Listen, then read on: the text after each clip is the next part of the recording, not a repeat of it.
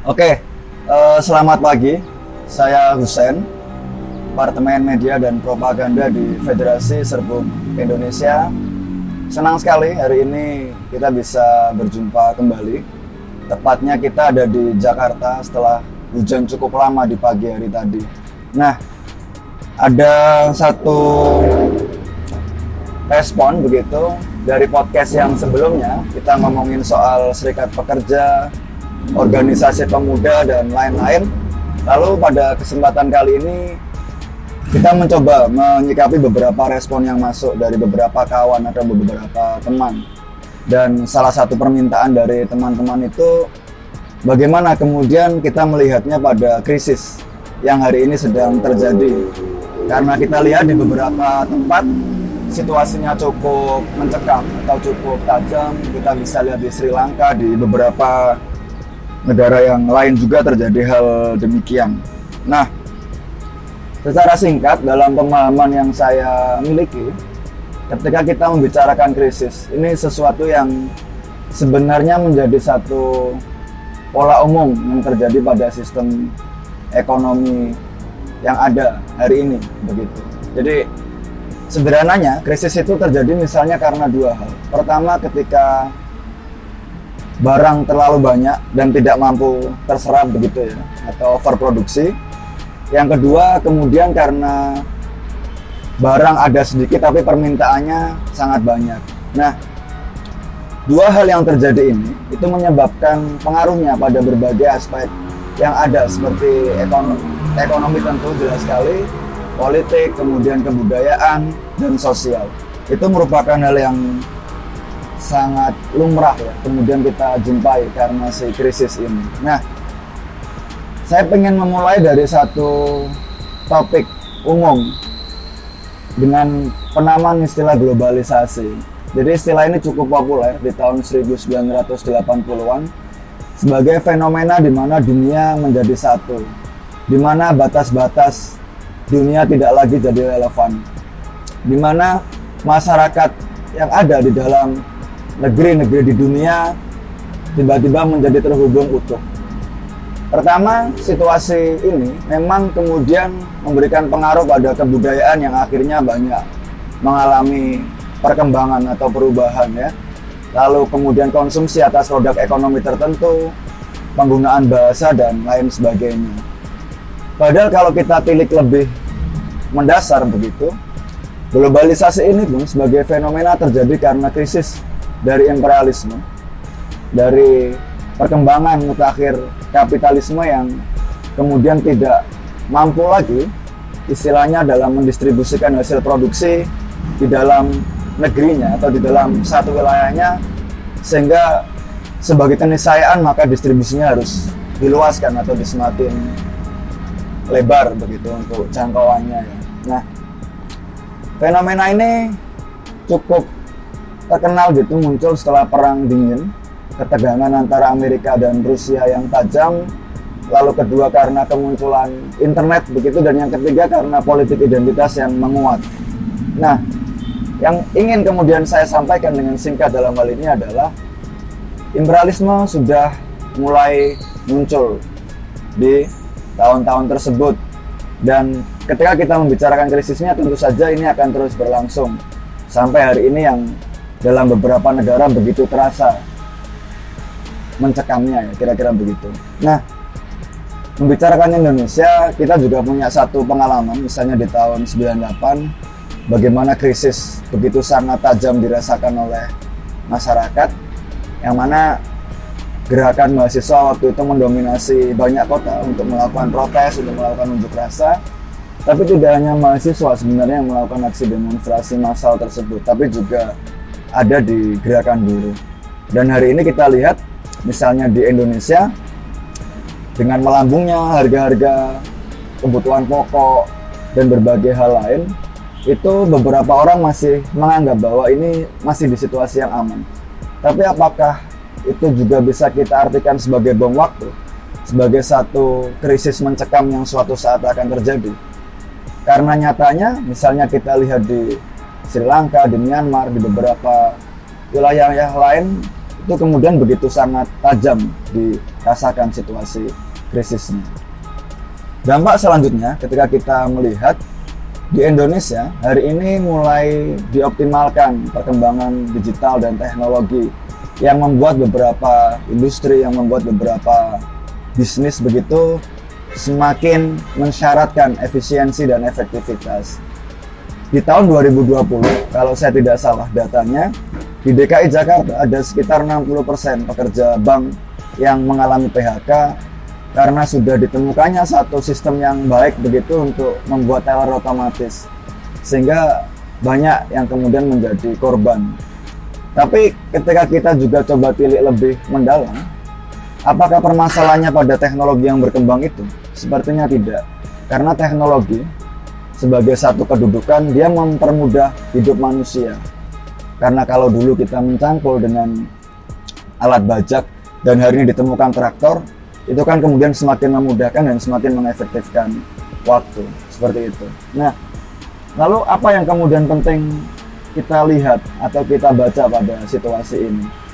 Dengan situasi krisis yang terjadi di mana-mana, kemudian dengan semakin banyaknya PHK di mana-mana, kemudian dengan semakin banyaknya masalah sosial yang terus bermunculan atau terus terjadi.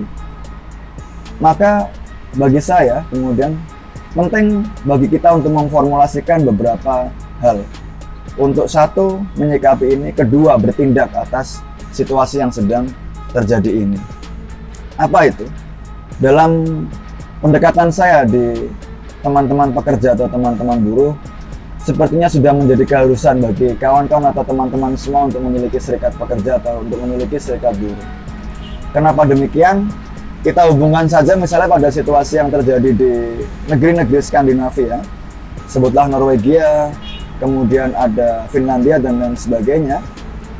Belum lama ini saya ketemu dengan kawan Norwegia yang bercerita bahwa kepadatan atau density anggota serikat pekerja di Norwegia sudah sampai 80%. Dan satu regulasi yang berhasil dimenangkan oleh kawan-kawan serikat pekerja di sana adalah cuti melahirkan yang kemudian hari ini bisa diperoleh dengan waktu 1 tahun yang diberikan ya kepada pekerja-pekerja yang setelah melahirkan ini. Di tengah situasi regulasi yang buruk terjadi di mana-mana, mereka masih memenangkan satu regulasi atau kebijakan semacam ini. Tentu saja ini kemudian punya pengaruh kuat pada nilai tawar atau pada kemampuan kekompakan organisasi serikat pekerja yang ada di wilayah tersebut.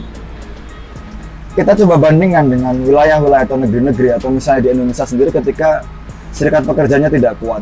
Tentu saja ini bisa kemudian semakin memundurkan atau semakin melemahkan di tengah situasi yang hari ini sedang berat-beratnya dirasakan.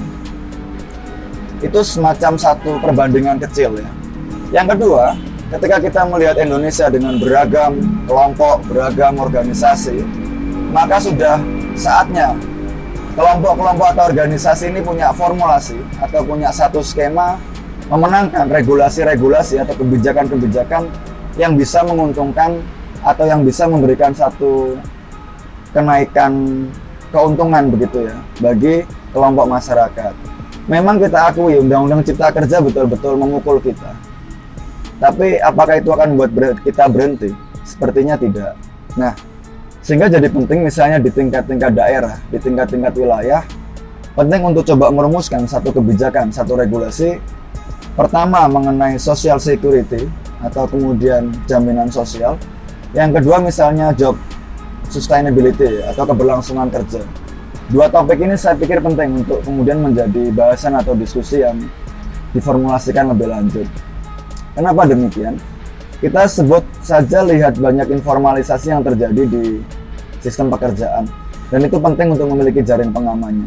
Yang kedua, ketika kita membicarakan digitalisasi teknologi, otomatisasi, robotisasi yang semakin berkembang, tentu ini punya dampak besar kepada tenaga kerja yang nantinya tidak mampu menyerap itu.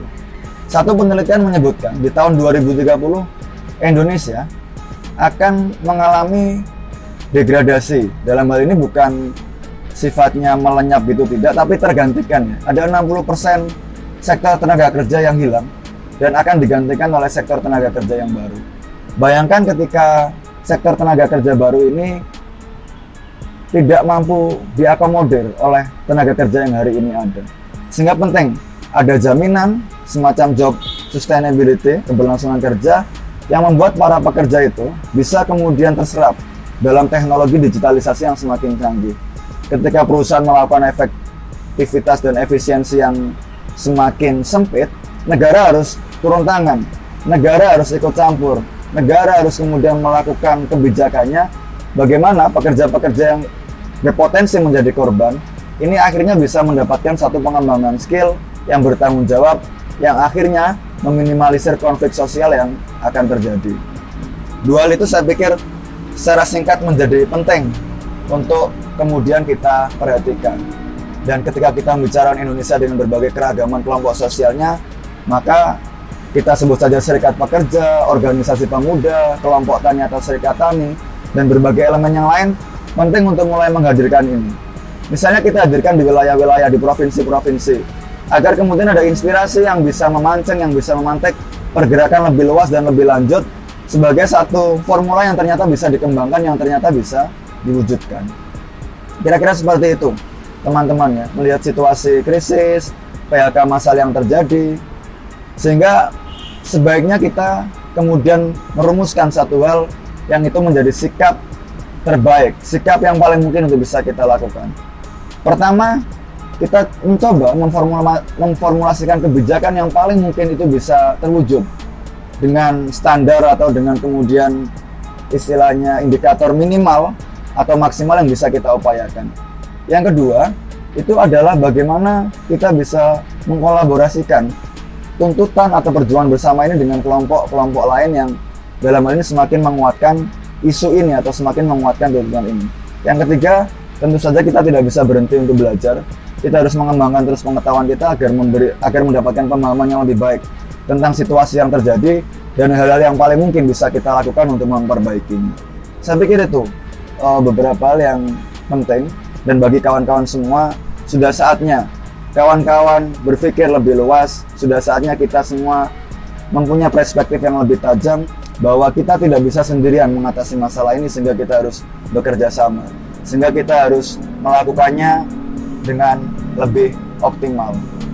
Dan dalam waktu dekat ini juga saya berkesempatan untuk akan terlibat dalam satu forum, tajuknya adalah Innovative Unionism, atau kemudian upaya-upaya inovatif dari serikat pekerja.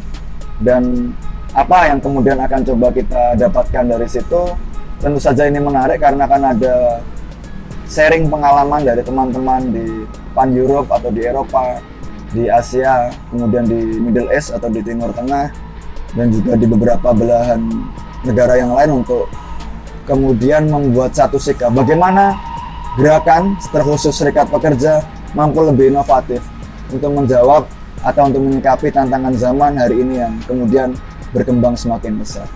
Kira-kira begitu.